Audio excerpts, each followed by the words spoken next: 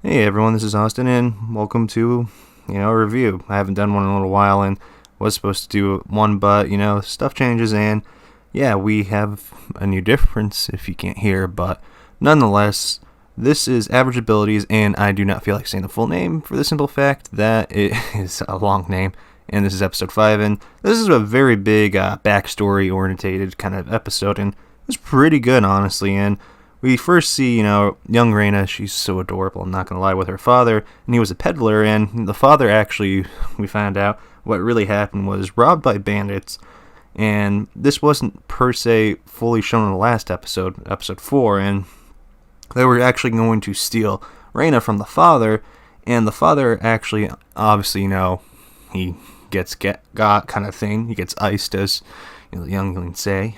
Yeah, I'm old.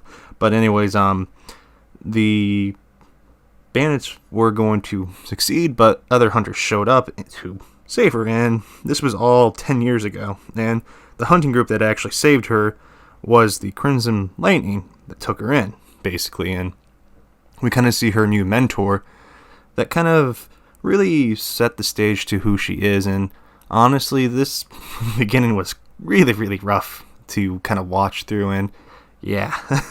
But nonetheless, continuing on to everything, we see, Reina slowly progress as a magician, or a mage, as this anime calls it. I'm going to call it what I want, because you know what?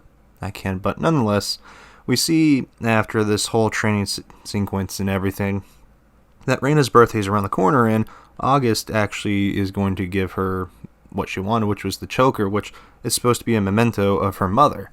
And I thought that was honestly really sweet, and, with everything that's happy, always must go sad, according to the Japanese, and a lot of old tales. If you've actually read some, I've been currently doing that for my history class. Yeah, it's been quite fun. But we see one day that they decide to be guards for this caravan, and obviously, just like anything in a fantasy world, there's bandits everywhere, and sadly, not everything went the way she wanted to. Poor Reina.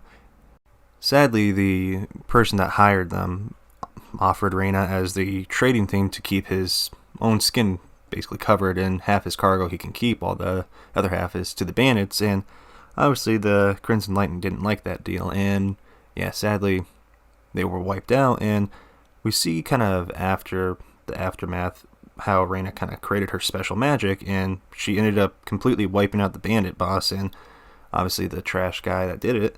And everyone after, but Marvis, didn't really react crazily to it. It's just like, oh, okay. And we see why Reina wanted to finish off the bandits finally. And Adele just still refused to, do what Reina wanted to, because, we have to stop for a minute, because that JoJo reference right here is just, I refuse. We saw that in No Game No Life, if some of you have actually watched No Game No Life, and it's good to see this kind of reference in anime. And so far, a lot of references in this episode, and I mean, it's been like that every episode, which makes this anime so good. But anyways, continue on. We kind of see everything kind of play out to a backstory episode, and Pauline's backstory now, to sum it quickly up, she had a pretty nice life. Her father actually was off, and then, the person that really set everything up, per se, kind of had everything fall into his hands. Her father lost his business, and it got stolen from him.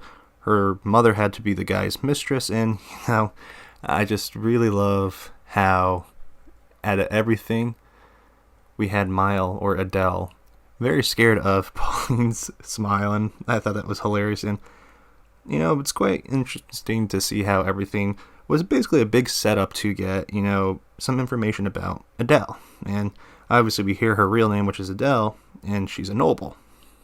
Now, I do want to mention, before we get further into the fourth wall break in this episode, is quite hilarious, about how we're going to just avoid everything but, not tell them about the reincarnation, because they can't understand. And yeah, nice little nod to it. But nonetheless, continuing on, we see that Adele actually lost her mother at 8 years old, and her grandfather at the same time, and she suspected that her father was behind it, because it was really suspicious how he was all fine with it. And Adele's father, the day after, brought, magically her new stepmother and a daughter, or stepmother and stepsister in a sense. And This is kind of, it reminded me of Cinderella a little bit. I'm just like, oh, okay. She had to do all the cleaning and everything, and once you get into the whole thing about nobility, she really didn't hold that much power or any respect in the household. And as her stepsister said, there's no one in the household that cares for her, so it kind of pushes her into this new kind of thing. And we kind of see that she went to go and practice magic and swordsmanship in this new world. The magic is created by nanomachines, and nanomachines is the answer to everything. I don't care what you guys said. Okay, we gotta make a Metal Gear now. But all references aside, she actually summons nanomachines, and it kind of spooked her a bit. And it wasn't really in a form of anything. It kind of looked like bees and anything. That's what she said and claimed it as. And I do like how it ended up looking like the Silver Surfer materializing into a humanoid object. And we have the obviously nice little reference to Yu-Gi-Oh and Pokemon. And as she wanted, the guy to be Pikachu, the one from the guy that catches them all or gets them all, as the anime said. But nonetheless, continuing on, we see that the nanomachine, after very, very long time, actually forms, and her abilities are about, I'm going to round it to 7,000 times of the average mage. And I know it's 6,800, but I'm going to round it to make it easier for some people to actually remember. But she actually was finally driven out of the house after all this time, and to be expected in a sense. But continuing on, she went to a school, and she didn't really do a good job of trying to be average, and that's the running joke. Honestly, with the whole entire series, there's nothing average she just couldn't do to be average in a sense. But we see that she really didn't want to be an overpowered character in in reincarnation or an isekai, and we all know that's just how it works in isekais. The main character's overpowered. That's the stereotype, or what people believe. And I can list actually quite a lot of people that aren't really overpowered when they're reincarnated. I mean, Nafumi isn't overpowered.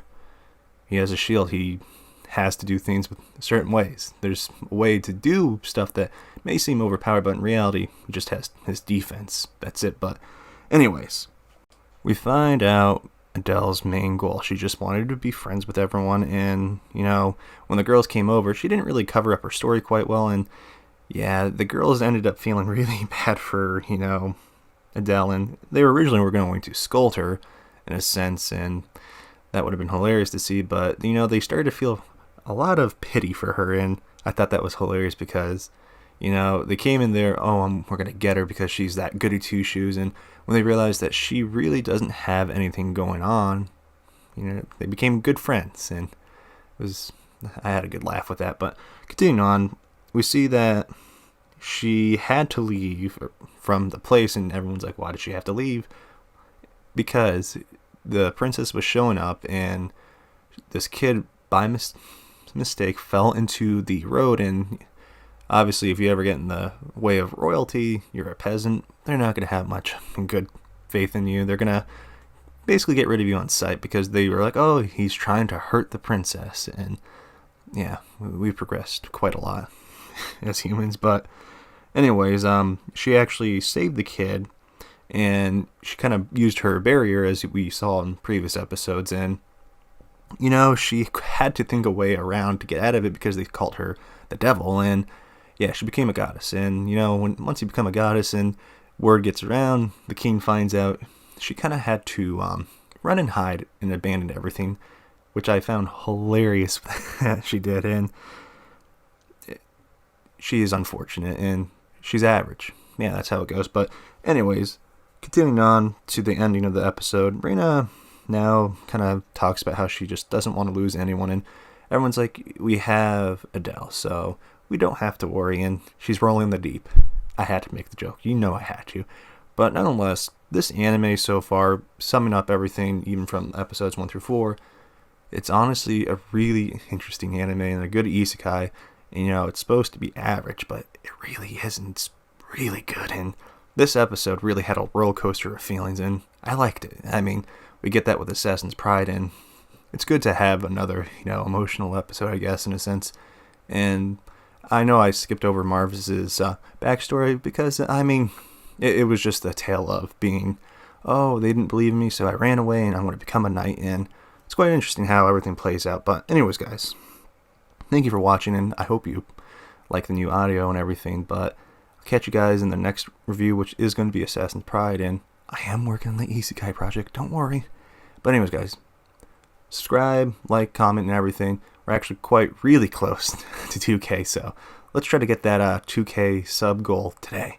Anyways, guys, I'll catch you later. This has been Austin, and I'm signing out. Peace.